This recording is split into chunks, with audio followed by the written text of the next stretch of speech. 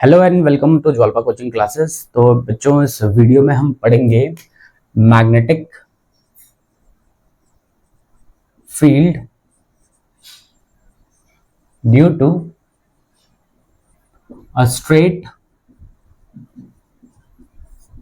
Current carrying conductor. Current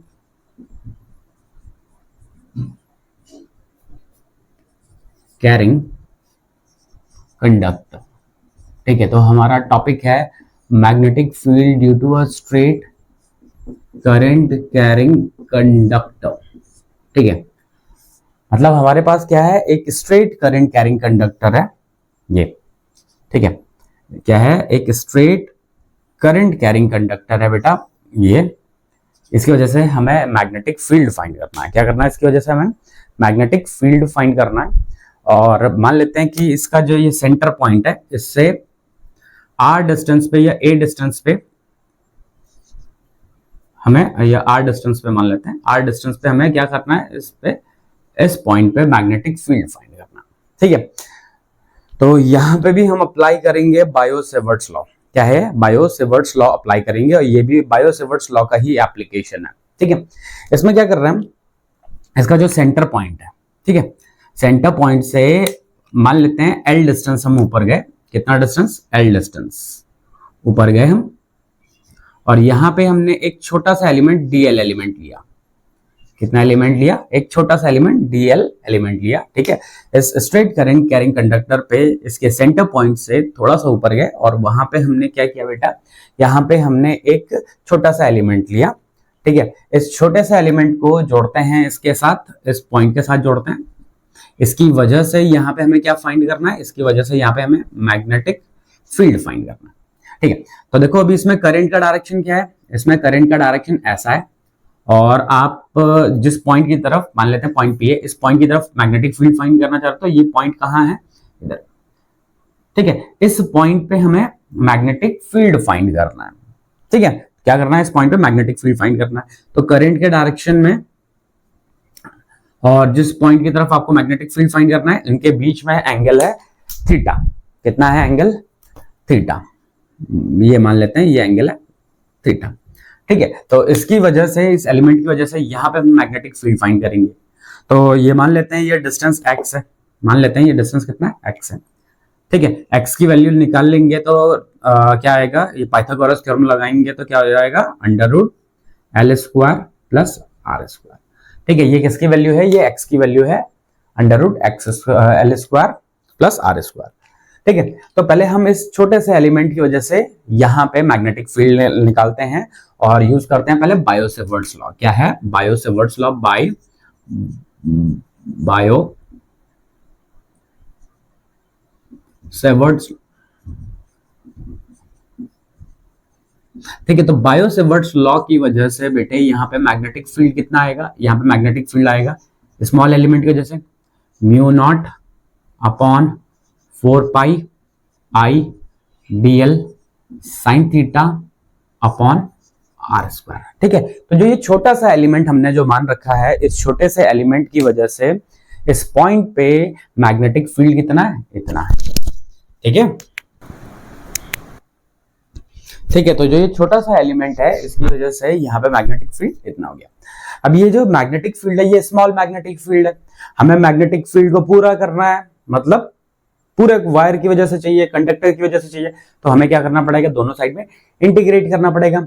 लेकिन यहां पे हमारे पास दिक्कत क्या है, लिख लेते हैं इंटीग्रेटिंग बोथ साइड, पहले लिख लेते हैं इंटीग्रेटिंग बोथ साइड, ठीक है। दोनों साइड में इंटीग्रेशन करते हैं।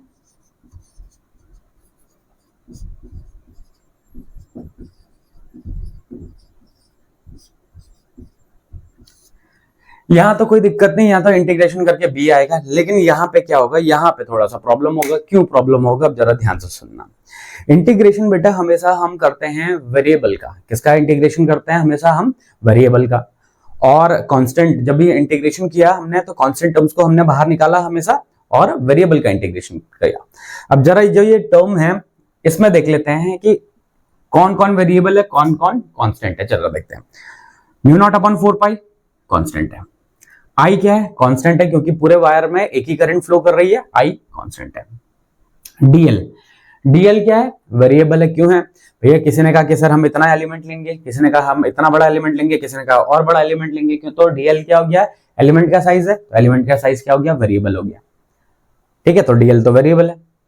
थीटा को भी चेक करते हैं। अब किसी ने कहा कि सर हम एलिमेंट यहां पे ले रहे हैं, अच्छा ये सॉरी ये एक्स स्क्वायर है अपॉन में ये एक्स स्क्वायर है, ठीक है,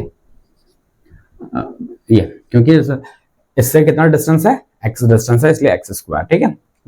हाँ, तो थीटा के बारे में बात कर रहे थे। तो किसी ने कहा कि सर हम एलिमेंट यहां पे लेंगे, किसी ने कहा कि हम एलिमेंट यहां पे लेंगे। चलो, अगर बाई चांस मैं इस ऊपर वाली पोजीशन पे भी एलिमेंट ले लेता, इस पोजीशन पे, तो ये थीटा बनेगा। किसी ने कहा कि सर हम एलिमेंट यहां लेंगे, तो थीटा ये बनेगा।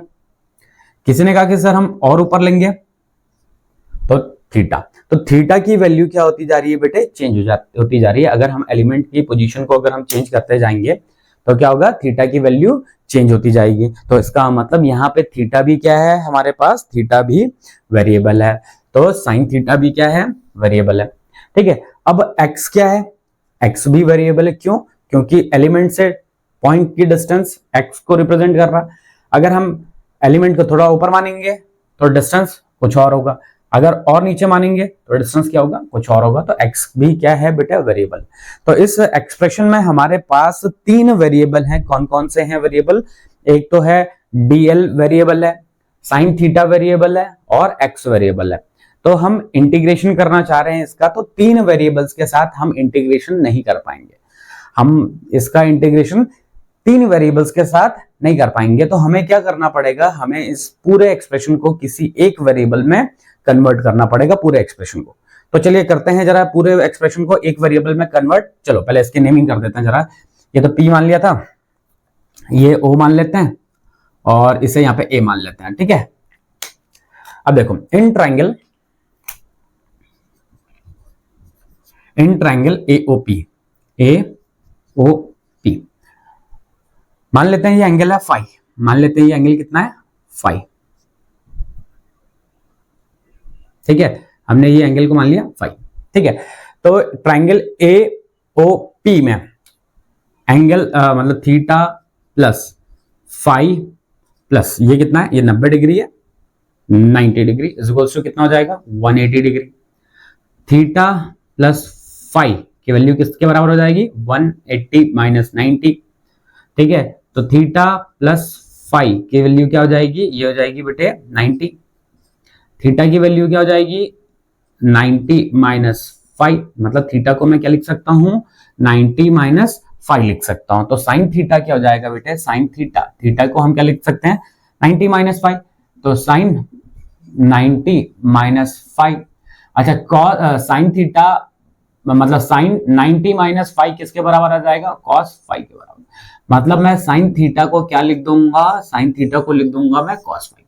अब क्या है बच्चों के दिमाग में क्वेश्चन कि सर यहाँ पे भी तो हमारे पास एंगल थीटा था, यहाँ पे भी तो फाई के टर्म्स में आया, तो आपने चेंज क्या किया। तो चेंज अभी आपको आगे पता चल जाएगा कि आगे क्या चेंज होगा। ठीक है, तो फिलहाल के लिए मैंने थीटा को कन्वर्ट कर देना है किसमें, फाई में कन्वर्ट करना है। तो साइन थीटा की जगह क्या यूज करूंगा मैं, कॉस फाई यूज करूंगा। ठीक है, अब फिर से यही ट्रायंगल था, इस ट्रायंगल में टेन थीटा लगाते हैं जरा, टेन थीटा। तो टेन थीटा क्या हो जाता है, सॉरी टेन थीटा नहीं, टेन फाई, टेन फाई लगाते हैं तो क्या होता है, परपेंडिकुलर अपॉन बेस। परपेंडिकुलर कितना है, एल है, बेस कितना है, आर है। तो एल की जगह क्या आ जाएगा, r sine phi, sorry tan phi, tan phi. ठीक है, दोनों साइड में डिफरेंशिएट करते हैं, डिफरेंशिएटिंग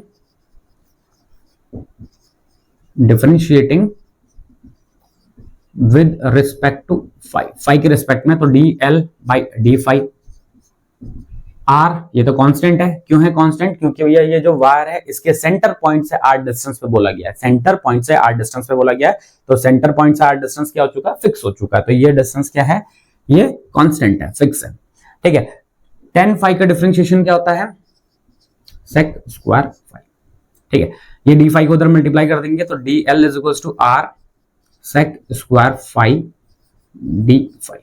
तो देखो dl को भी हमने कन्वर्ट कर दिया किस चीज में, फाई के टर्म्स में। ठीक है, तो क्या क्या किया हमने, साइन थीटा को तो फाई के टर्म्स में कर दिया कन्वर्ट, dl को भी फाई के टर्म्स में कन्वर्ट कर दिया। ठीक है, तो देखो ये फाई के टर्म्स में हो गया, ये फाई के टर्म्स में हो गया। अब x को भी कर लेते हैं। ठीक है, तो x को करते हैं कन्वर्ट, तो यहां पे लगाते हैं हम cos फाई लगाते हैं। तो cos फाई किसके बराबर आएगा, cos फाई आएगा बेटे बेस अपॉन हाइपोटेन्यूज। बेस कितना है r, हाइपोटेन्यूज कितना है x है। ठीक है, तो x की वैल्यू क्या जाएगी, r अपॉन cos फाई। तो देखो x भी cos फाई के टर्म्स में कन्वर्ट हो गया, किसके टर्म्स में कन्वर्ट हो गया, cos फाई के टर्म्स में। तो हमारे पास जो तीन वेरिएबल्स थे, हमने क्या किया, इन तीन वेरिएबल्स को इंटीग्रेट करने के लिए तीनों वेरिएबल्स को एक ही टर्म में कन्वर्ट कर दिया। देखो ये साइन थीटा को फाई के टर्म्स में कर दिया, डीएल को भी फाई के टर्म्स में कन्वर्ट कर दिया, और एक्स को भी फाई के टर्म्स में कन्वर्ट कर दिया। हमने तीनों वेरिएबल्स को एक ही टर्म में कन्वर्ट कर दिया। ठीक है, अब हमारे पास जो ये इंटीग्रेशन है, इसका एक्सप्रेशन क्या बनेगा, इस जो ये फॉर्मूला है इसमें रखेंगे। तो integration of D B is equals to mu not upon 4 pi I तो ऐसी था, डीएल कितना हो गया, R sec square phi D phi, कितना हो गया, R sec square phi D phi. ठीक है, अच्छा साइन थीटा की जगह क्या रखेंगे हम, कॉस फाई। ठीक है, और x की जगह क्या रखेंगे, r upon cos phi, r upon cos phi का स्क्वायर। ठीक है, तो ये सारे के सारे हमने वहां पे वैल्यूज पुट कर दी। किस किस की वैल्यू पुट करी है हमने आई की डीएल की वैल्यू पुट करी है, साइन थीटा की वैल्यू पुट करी है, और x की वैल्यू पुट करी है। ठीक है, अब जरा थोड़ा सा और अरेंज करते हैं ना, म्यू नॉट अपॉन 4 पाई आई, ये हो गया r, ये हो गया सेक स्क्वायर फाई, और ये डी फाई, ये हो गया कॉस फाई अपॉन, ये हो जाएगा आर स्क्वायर हो जाएगा, 1 बाई कॉस है तो 1 बाई कॉस को क्या लिखते हैं हम, सेक लिखते हैं, और स्क्वायर है तो सेक स्क्वायर फाई, ये हो जाएगा। देखो क्या क्या चीज कैंसिल हो जा रहा है, एक आर से एक आर कैंसिल हो जा रहा, सेक स्क्वायर फाई से सेक स्क्वायर फाई कैंसिल हो जा रहा, और कुछ और कैंसिल हो रहा, और कुछ कैंसिल नहीं हो रहा। ठीक है, तो इधर तो b इज इक्वल्स टू, यहां पे क्या मिलेगा, mu not upon 4 pi I cos phi D phi upon R. अब देखो, अब हमें इसे इंटीग्रेट करना है, और कुछ बचा ही नहीं इसमें, सारी चीजें हो चुकी हैं। देखो जितना भी हमने कैंसिल आउट करना है तो सभी कैंसिल आउट करती है। अब इसे इंटीग्रेट करना, तो इंटीग्रेशन में क्या करेंगे कि जो कांस्टेंट टर्म होगा तो कांस्टेंट को बाहर निकाल लेंगे। तो कांस्टेंट क्या है, म्यू नॉट अपॉन 4 पाई, कांस्टेंट है, आई कांस्टेंट है, क्यों है, क्योंकि पूरे वायर में एक ही करंट फ्लो कर रही है, इसलिए आई क्या है, कांस्टेंट है। आर कांस्टेंट है, क्यों, क्योंकि बोल दिया गया भैया कि इसके सेंटर से कितने डिस्टेंस पे, तो सेंटर से आर डिस्टेंस पे, तो आर क्या हो गया आपका कांस्टेंट। इंटीग्रेशन करना है हमें किसका, कॉस फाई का। ठीक है, तो ध्यान रखना किसका इंटीग्रेशन करना हमें, कॉस फाई का। अब इंटीग्रेशन को करने के लिए हमें चाहिए बेटा लिमिट्स। क्या चाहिए, लिमिट्स चाहिए। लिमिट्स का मतलब होता है कि आप जो एलिमेंट मान रहे हो वो कहां से कहां तक मान सकते हो। अभी जैसे मैं इस पूरे वायर को मान लूं तो मैं एलिमेंट्स कहां से कहां तक मान सकता हूं बेटा, देखो मैं एलिमेंट इस पॉइंट से लेके यहां से, जो इसका ये पॉइंट है, यहां से लेके यहां तक का एलिमेंट मान सकता हूं ना मैं। तो एलिमेंट यहां से लेके यहां तक कहीं पे भी माना जा सकता है। अगर मैं ये ऊपर वाली जगह पे मान लेता, अगर मैं ऊपर वाली जगह पे मान लेता, इसको लिख देता हूं, ये था x, और x की वैल्यू किसके बराबर आ रही थी, x की वैल्यू थी under root L square plus R square. ठीक है, हाँ, तो मैं ये क्या कह रहा था कि अगर मैं एलिमेंट ऊपर मान लेता, अब इसके सेंटर को जोड़ता, इसके साथ इस पॉइंट को जोड़ता, तो ये पॉइंट जुड़ता, तो एंगल कितना बनना था, ये इसे फाई 1 कह देते हैं। अगर नीचे वाले पॉइंट को जोड़ दिया तो एंगल कितना बनना था, एंगल बनना था फाई 2। ऊपर वाला एंगल बना फाई 1 और नीचे वाला एंगल बना फाई 2। तो इंटीग्रेशन कहां से कहां तक करना है, फाई 1 और फाई 2 के बीच में ही करना है। तो अब देखो जरा ध्यान से देखो, ये जो फाइव टू है ये इस वाली लाइन से, मतलब आप यहां से आप इस तरीके से नीचे की तरफ गए, आप यहां से कहां गए, आप इस तरीके से ऐसे नीचे की तरफ गए और ये मिल गया आपको फाइव टू। अब इसी तरीके से आप यहां से ऊपर की तरफ गए तो आपको फाइव वन मिला। तो इस पॉइंट से अगर नीचे के डायरेक्शन में जा रहे हैं तो फाइव टू मिल रहा है, ऊपर के डायरेक्शन में जा रहे हैं तो फाइव वन मिल रहा है। तो हमारे पास क्या है, दो डायरेक्शन हो गए, एक अपवर्ड का डायरेक्शन और एक डाउनवर्ड का डायरेक्शन। और नीचे की तरफ एंगल फाइव टू है, ऊपर की तरफ एंगल क्या है फाइव वन, तो हम नीचे की तरफ एंगल को क्या ले लेते हैं, नेगेटिव फाइव टू, और ऊपर की तरफ ले लेते हैं पॉजिटिव फाइव वन। तो हमें इसका इंटीग्रेशन करना है, कहां से कहां तक इंटीग्रेशन करना है बेटे, माइनस फाइव टू से लेके फाइव वन तक का इंटीग्रेशन करना है। ठीक है, तो इस वाले पार्ट को हटाते हैं और यहां पे करते हैं बाकी बचा हुआ पार्ट। ठीक है, तो इसको हटा देता हूं मैं।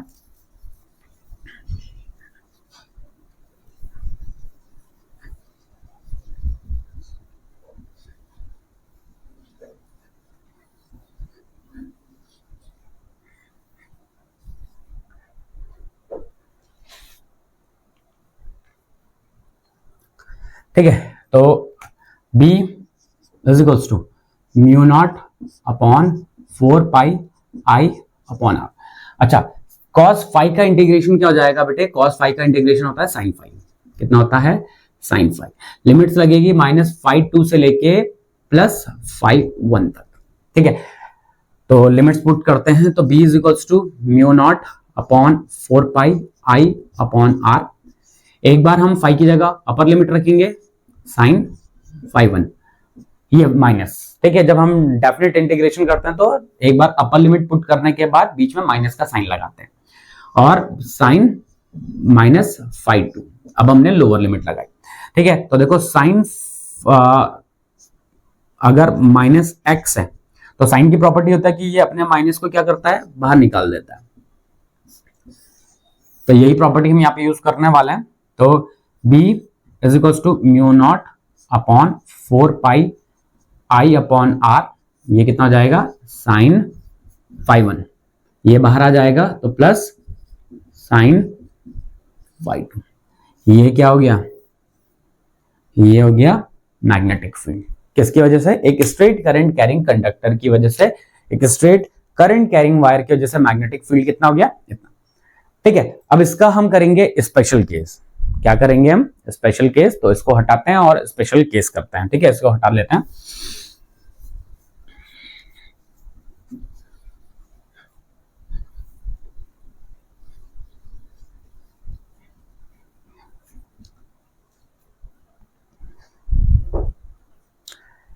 Special case.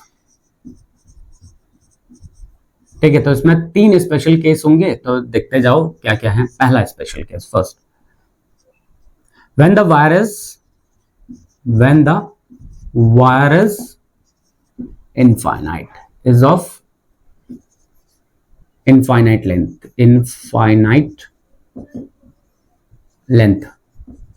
and point lies near mid point। ठीक है, अगर वायर की लंबाई क्या हो जाए, इनफाइनाइट हो जाए। अगर वायर की लंबाई क्या हो जा रही है, इनफाइनाइट। इनफाइनाइट का मतलब ये इस तरीके से इनफाइनाइट हो जाए, और जो पॉइंट है वो मिड पॉइंट के पास में लाई कर रहा है। अब देखो क्या होगा, अगर ये था ना फाइव वन इधर की तरफ था, अगर हम कहते हैं कि भैया इसकी हाइट बढ़ती जा रही, तो ये एंगल और बढ़ जाएगा, और अब बढ़ेगा और बढ़ जाएगा, और हाइट बढ़ेगी तो और बढ़ेगा। तो जब ये इनफाइनाइट की तरफ जाएगा तो ये जो एंगल है ये क्या होता जाएगा, ये इस तरीके से बढ़ता जाएगा, और फाइनली कितना हो जाएगा, 90 डिग्री। तो फाइव वन की कंडीशन, फाइव वन कितना आ जाएगा यहाँ पे, 90 डिग्री। ठीक है, सेम इसी तरीके से जब हम वायर को नीचे की तरफ मानेंगे तो ये इनफाइनाइट होते जाएगा, ये फाइव टू था और बड़ा हो गया, फाइव टू बढ़ गया, और बड़ा हो गया, फाइव टू बढ़ गया, और बड़ा हो गया, फाइव टू बढ़ गया। तो फाइव टू की वैल्यू भी क्या हो जाएगी, बढ़ जाएगी, और ये कितनी हो जाएगी, ये भी 90 डिग्री। ठीक है, क्यों, क्योंकि इनफाइनाइट जा रहा है और ये एंगल बढ़ता जा रहा है। ठीक है, तो फाइव वन और फाइव टू की वैल्यू कितनी हो चुकी है बेटे, 90 डिग्री। तो मैग्नेटिक फील्ड आपने कितना पढ़ा था अभी, मैग्नेटिक फील्ड आपने पढ़ा था mu not upon 4 pi I sine five one plus sine five two. Five one और फाइव टू की वैल्यू पुट कर देते हैं, तो mu not upon 4 pi I, अच्छा अपॉन में आर भी था, साइन 90 प्लस साइन 90। साइन 90 कितना होता है 1, साइन 90 कितना होता है 1, तो टोटल मिला के कितना हो जाएगा 2। तो b is equals to mu not upon 4 pi I upon R into 2। ये 2 से एक ये 2 को काटेंगे तो मैग्नेटिक फील्ड कितने के बराबर मिलेगा, mu naught I upon 2 pi R. तो ध्यान रखना कि अगर आपके पास एक इनफाइनाइट वायर है, कैसा है, इनफाइनाइट वायर है, इनफाइनाइट वायर के सेंटर पे अगर आपको मैग्नेटिक फील्ड फाइंड करना है तो कितना होगा, mu naught I upon 2 pi R. तो ये तो था हमारा पहला स्पेशल केस। ठीक है, अब दूसरा स्पेशल केस करते हैं, इसको हटा देते हैं और दूसरा स्पेशल केस करते हैं। देखो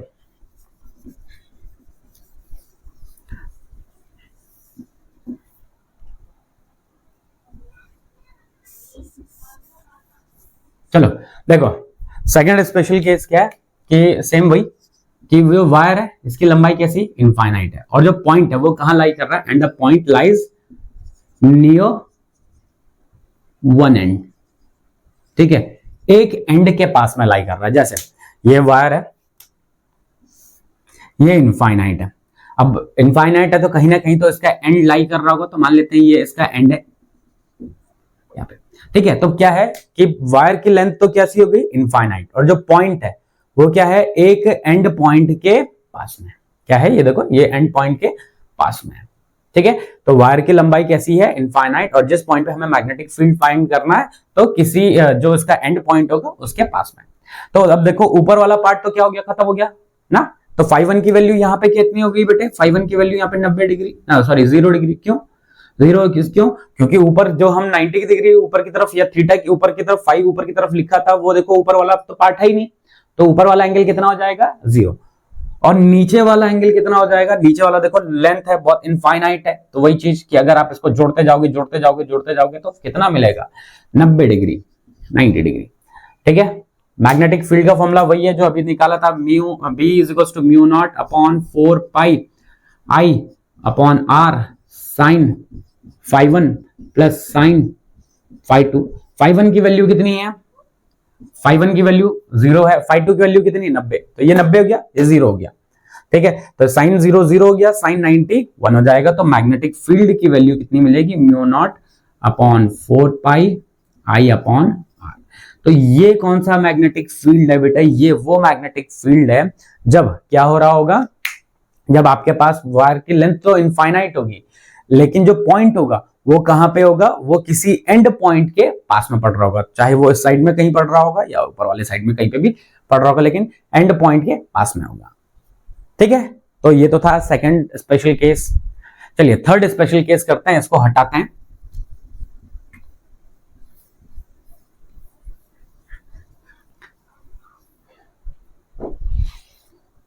third special case, if the wire is of finite length and the point lies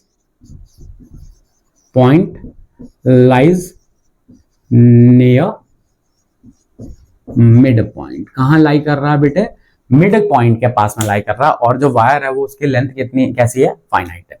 तो मान लेते हैं ये हमारे पास ये वायर है, ठीक है, ये इसका मिड पॉइंट है। तो मिड पॉइंट के पास में क्या कर रहा है, पॉइंट है जहां पे हमें मैग्नेटिक फील्ड फाइंड करना है। ठीक है, मिड पॉइंट के पास में क्या है, वो पॉइंट है जहां पे हमें मैग्नेटिक फील्ड फाइंड करना है। अब जो ये वायर है इसकी लेंथ है एल, कितनी है लेंथ, एल है। तो मिड पॉइंट है तो ये ऊपर वाला लेंथ कितना हो जाएगा बेटे, ये जाएगा l/2। अच्छा ये नीचे वाला लेंथ कितना हो जाएगा, ये नीचे वाला लेंथ हो जाएगा l/2। ऊपर वाला लेंथ भी कितना है, l/2 है, और नीचे वाला लेंथ भी कितना है बेटे, l/2 है। ठीक है, इनको जोड़ते हैं, नीचे वाले के साथ भी जोड़ते हैं। तो आपका φ1 क्या है, आपका φ1 ये है, आपका φ1 ये है, और ये क्या आपका φ2, और ये इनके बीच का जो डिस्टेंस था ये कितना था, ये डिस्टेंस मतलब जो पॉइंट से इसकी दूरी थी r थी। अब ये l/2 हो गया, ये r हो गया, तो पाइथागोरस थ्योरम लगाएंगे तो यहाँ पे क्या मिलेगा बेटा हमें, यहाँ पे मिलेगा हमें r² प्लस L/2 का होल स्क्वायर, मतलब ये हो जाएगा R square plus L square by 4। थोड़ा और अच्छे से लिख लेते हैं, तो इसको यहां मल्टीप्लाई कर देता हूं, तो ये हो जाएगा 4R square plus L square upon 4। और इसको भी अगर 4 को रूट से बाहर निकाल लूं तो क्या हो जाएगा, सीधा लिख लेता हूं, ये थोड़ा टेढ़ा सा हो रहा। ठीक है, तो देखो यहाँ पे पाइथागोरस थ्योरम लगाया था, तो ये कितना आ रहा था, R स्क्वायर प्लस L/2 का होल स्क्वायर। ठीक है, तो इसको हम क्या लिख सकते हैं बेटे, इसको लिख देते हैं हम R square plus L square by 4। ठीक है, 4 सॉल्व करते हैं तो ये हो जाएगा 4R square plus L square by 4। ठीक है, तो ये 2 को बाहर निकाल लेते हैं, तो कितना बनेगा 4R square plus L square by 2। ये हो गया। सेम ये वाला डिस्टेंस भी सेम यही होगा, क्योंकि ये R है, ये L/2 है, तो ये डिस्टेंस भी कितना हो जाएगा 4R square plus L square और अपॉन में 2। ये हो गया। ठीक है, अच्छा साइन φ1 की वैल्यू किसके बराबर होगी, अच्छा साइन φ1 और साइन φ2 की वैल्यू बराबर होगी, और वो किसके बराबर होगी, तो साइन φ1 क्या होगा, परपेंडिकुलर अपॉन हाइपोटेन्यूज। परपेंडिकुलर कितना है L/2 और हाइपोटेन्यूज कितना है under root 4R square plus L square by 2। ये 2 से ये 2 कैंसिल हो जाएगा, तो क्या हो जाएगा L upon under root 4R square plus L square. ये है साइन φ1 और साइन φ2 की वैल्यू। ठीक है, तो हमारा मैग्नेटिक फील्ड का फॉर्मूला तो सेम वही है। क्या था मैग्नेटिक फील्ड का फॉर्मूला, कि B is equals to mu not upon 4 pi I upon R sine φ1 plus sine φ2, ये था। ठीक है, तो इनमें साइन φ1 और φ2 की वैल्यू क्या है, सेम है, यही है, तो रख देंगे दोनों को। तो B इज इक्वल्स टू क्या मिलेगा, mu not upon 4 pi I upon R sine φ1 कितना हो गया L upon 10, L upon under root 4R square plus L square plus sine φ2 की वैल्यू भी क्या हो जाएगी, यही होगी L upon under root 4R square plus L square. ठीक है, तो magnetic field mu not upon 4 pi I upon R, ये क्या हो जाएगा, जुड़ जाएगा, तो 2L upon under root 4R square plus L square. ठीक है, तो ये मिल गया हमें क्या, एक फाइनाइट वायर की वजह से मैग्नेटिक फील्ड इतना मिला। ठीक है, जो फाइनाइट वायर है उसकी लेंथ कितनी है, L है। जो फाइनाइट वायर है बेटे उसकी लेंथ कितनी है, L लेंथ है, और उसकी वजह से मैग्नेटिक फील्ड कितना हो गया, इतना हो गया। ठीक है, तो देखो यहाँ पे हमने क्या फाइंड किया, हमने फाइंड किया magnetic field due to a straight current carrying conductor. एक स्ट्रेट करंट कैरिंग कंडक्टर होगा तो उसकी वजह से मैग्नेटिक फील्ड कितना होता है किसी उसके मिड पॉइंट पे, मिड पॉइंट से कुछ दूरी पॉइंट पे, जो एक पॉइंट है, कुछ दूरी पे एक पॉइंट है जहां पे हमें मैग्नेटिक फील्ड फाइंड करना, तो उसकी वजह से मैग्नेटिक फील्ड इतना होता है। इसके भी हमने 3 केसेस बनाए थे। पहला केस क्या बनाया था, पहला केस था कि भैया वायर की लेंथ इनफाइनाइट हो जाए और जो पॉइंट, जिस पॉइंट पे हमें मैग्नेटिक फील्ड फाइंड करना है वो इस वायर के मिड पॉइंट के पास में कहीं लाई कर रहा हूं। पहला कंडीशन ये थी। दूसरी कंडीशन क्या थी कि वायर की लेंथ इनफाइनाइट हो जाए और जो पॉइंट होगा वो कहां लाई कर रहा हो, किसी एंड पॉइंट के पास में लाई कर रहा हो। और तीसरा क्या था कि वायर की लेंथ कैसी है, फाइनाइट है, और जो पॉइंट है वो कहां, मिड पॉइंट के पास में लाई कर रहा है। ठीक है, तो ये हमने कुछ स्पेशल केस किए, और साथ ही साथ में magnetic effect of magnetic field due to a straight current carrying conductor भी फाइंड किया हमने।